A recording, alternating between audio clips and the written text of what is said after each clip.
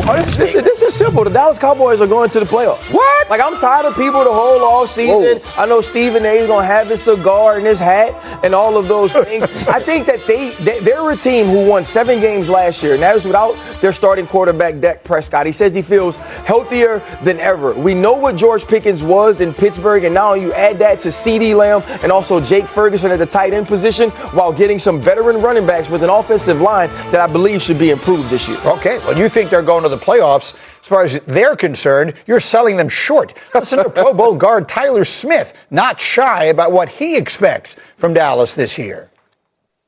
Super Bowl champions. That's always the expectation. So, yeah. You think that's a realistic goal? I think it is a realistic goal because we can win the Super Bowl. Like, why not? Why can't we win? Do you think it's unrealistic? You think the roster is in place to do that? I think it is in place to do that. Yes, sir. Okay, so as you pointed out, I mean, the questions kept coming and he kept standing on it. But listen, we have heard Brian Schottenheimer say multiple times, that's our goal. We don't shy away from it. And look, it's everybody's goal, right? So there's nothing really wrong with saying it. It just sounds different coming out of Dallas because we micromanage literally everything they do, every word they say. But generally speaking, you guys were players. On July 20th, you think you're going to win the Super Bowl, right? And Not everybody. Not everybody? That's a lie. No. That's a lie. There are teams that they're on a 1-15 team. What did you guys think about July 20th? I ain't gonna lie, I thought we were bringing it home. I thought, Greeny. I went to that season like, wait, to the Steelers, get a load of this, baby. Me and Brian Hartline are about to rip this place up. But, okay, and I don't want to suggest that was delusional.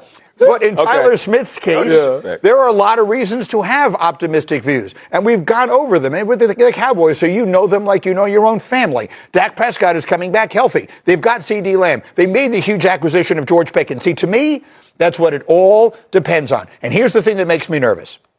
Mike Tomlin has proven he can work with every kind of mercurial wide receiver, right? He's had all these wide receivers with unique personalities. Let's use that as sort of a catch-all phrase. And in each case, he worked with them and they played great. This is the first time he punted. He gave up on one, and that makes me a little bit nervous. So, this is me telling you, right? Because I think that's a narrative that's been out about George Pickens. That's not why George Pickens is no longer in Pittsburgh. Tell me. When I think you saw a while back, right, there was an Instagram story where George Pickens, or a comment or something where he said, I asked to leave. I think that's more the story than what we're hearing or what people have built the narrative around people being quiet about why he's gone. George Pickens and Coach Tomlin had a relationship where Coach Tomlin told me I'm willing to work with him and watch him grow because I'm willing to develop young men. That wasn't the problem with George Pickens. The problem with George Pickens and what he felt and what I think the team felt is you bring in a guy in DK Metcalf who, while I'm in my last season, who's exactly like me.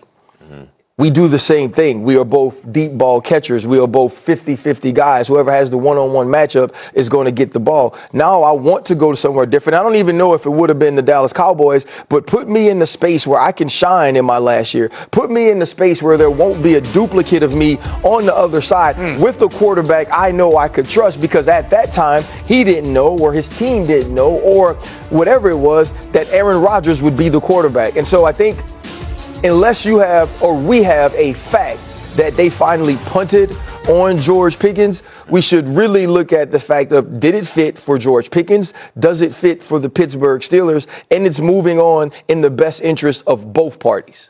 Yeah, look, I think he's going to play well. Again, the old carrot, he's in the last year of his deal. Whatever George Pickens has, they'll get out of him. They're going to want to run the ball. We know that with Shoddy. But my concern is the other side of the ball. You brought up Kenneth Murray, which was a great acquisition, but they struggled on defense. Matt Eberflus will be better, but I just think their window has closed, and I think there's a superstar in Washington in Jaden Daniels. We talked about how good Jalen Hurts in Philadelphia is. I think those two teams draw a line, and it's Dallas, and that's why I think at the end of the day, they're improved, but they're on the outside looking in. Yeah, the division has gotten better. It will come down to the offensive line and the defensive line, right? If you can check those two boxes, then you can get into what George Pickens means to this offense. Because to your point about being in Pittsburgh, where he's the number one guy, you know this, RC. When you're playing in the NFL, going against the number one corner and going against the number two corner are completely two different experiences, right? So now George Pickens is going to get one-on-one coverage against the team's second best corner. He's going to have a big season. He's going to be a big threat down the field, which will make defenses respect both receivers deep on the outside, which probably does open up their run game, does open things up for Williams and Sanders and Dak Prescott to not feel like they're taking away my one option and I have nowhere else to go. Yeah, you look at Dak too, though. He's coming off of a season where he's injured, right? He's and I talked to him this offseason as well. Like, this is a guy whose life has changed. He had his second baby. He finally, he and his wife are now married. Like, he's in a true grown man leadership role. And also, when these things start to happen, you start to realize I don't get to do this forever. And while I have an opportunity with two number one wide receivers, with, in my opinion, a top 5 pass catching tight end and a run game that should be improved, now having Brian Schottenheimer, who had to learn to win football games with only a run game as an offensive coordinator with the New York Jets, I think that this offense is going to be dynamic. I believe they'll be explosive. Now can Matt Eberflus get the right stops or the right amount of stops to keep you in football games? It is a blessing and a curse to be the quarterback of the Dallas Cowboys, because everything you do goes under a microscope, and yet somehow we have forgotten how good Dak Prescott was when last seen. A year ago, he got hurt. The year before that, the 2023 season, Dak Prescott threw for 4,500 yards, 36 touchdowns, 9 interceptions, and had a QBR, I'm scrolling, that was very high. I can't find it here. Same thing. I need a better He was second in MVP voting. He was an MVP caliber quarterback. Yes. They've added a high-flying wide receiver to that. They maintained consistency with a new twist with their new coach in Brian Schottenheimer. I think people are sleeping on how good the Cowboys might be. And they got a great guard in Tyler Booker. All that is great, but again, I always think, how do you win your division? Yeah, I just think that's hard. It's going to be very difficult. And then you think about the NFC North, and all of a sudden, like, getting 7 teams in the playoffs from that conference, to me, that's where I think Dallas is going to struggle, because are they as good as Green Bay? Are they as good as Minnesota? Are they as good as the second place team out west? I don't know. And that's where, to me, like, they're improved, but on the outside looking in. No, it's a very logical way of looking at it. You think about the Philadelphia Eagles, we know that they're stacked. Jaden Daniels going into his second year, the defense being improved, being more stout up front. I think it is going to be difficult for the Dallas Cowboys. I just believe they are a better team than we're giving them credit for, and I think there's going to be a ton of improvement. His QBR was 72.7, by the way.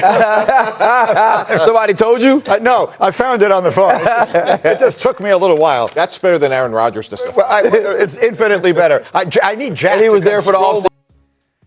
From Tyler Bray, will the Cowboys add a safety like Justin Simmons? First off, glad the former NFL QB still watching. You have my doubts. They just, even if they cut Wilson and save $7 million, I feel like their pitch would be, we like our young guys, which is a pitch they've made before. So do you think, plenty of questions today, works out well, do the Cowboys need another safety? Y for yes, N for no. Go ahead and sound off for me in the comments.